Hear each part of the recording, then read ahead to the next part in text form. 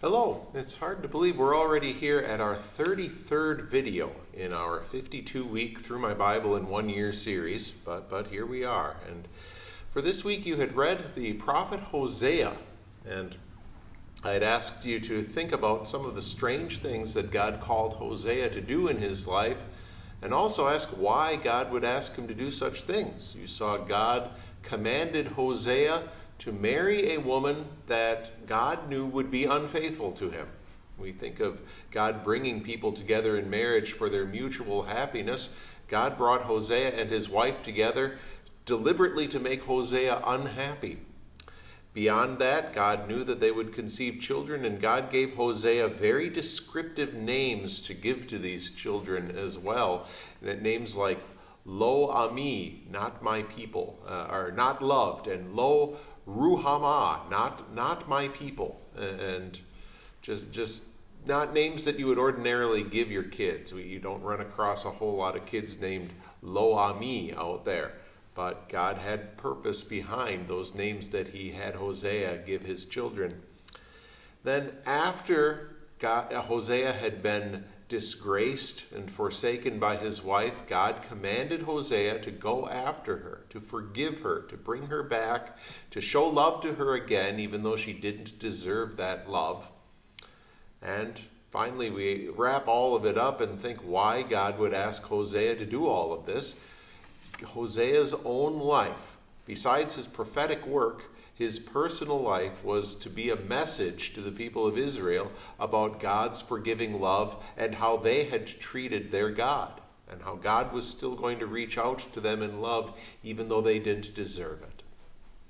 Then as you moved on through Matthew, you read chapters 15 through 20, and I asked you to think how we see in Matthew chapters 15 through 20 the seeds of Jesus' betrayal, suffering, and death being planted.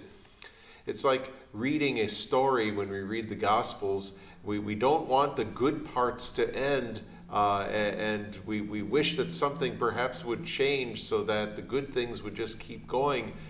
But of course, God's plan was something much larger than just Jesus living on earth and ministering to people and teaching his disciples.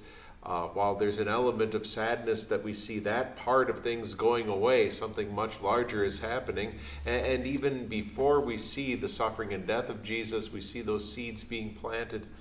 Jesus, in these chapters, plainly predicts what's going to happen. In a couple of instances, he spells out to his disciples what's going to happen. He takes Peter, James, and John up to the Mount of Transfiguration to show his glory. Even though the disciples don't understand or even frankly believe what's going to happen, Jesus spells it out for them. He gives them something that they are going to be able to go back to later and then think about, ruminate on, and come to understand. Also, as we near Jesus' suffering and death, it's as if demonic activity seems to be on the rise, when certainly Satan knows kind of what's going on, that his downfall is near, and so he throws everything that he can at Jesus.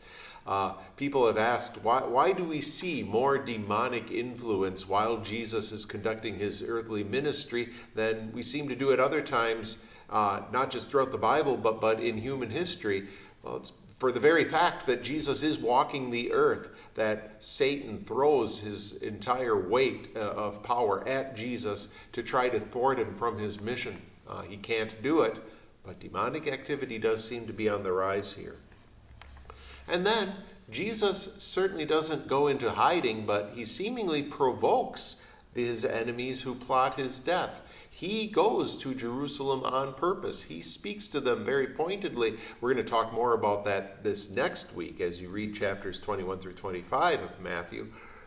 It's as if Jesus himself is setting these wheels in motion that lead to his arrest and suffering and death.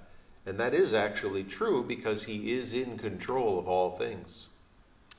Now, this coming week, you're going to pick up a couple of chapters from 2 Kings. We'll dispense with the list of kings of Israel and Judah until the week afterward, when we can have a little more complete list. But you're also going to read the first 6 chapters of Isaiah and all of the book of Micah. So I'd ask you to focus your attention especially on those readings and ask yourself, how do the books of Micah and Isaiah mirror each other? And we'll talk certainly much more about that next week.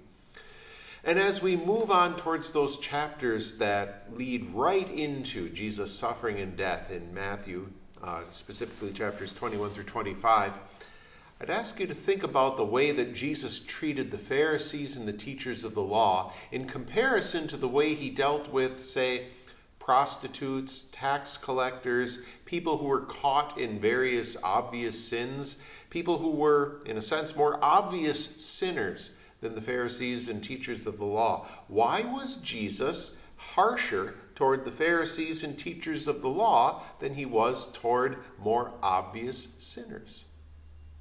God's blessings to you on your readings this week, and we will look forward to seeing you again next week.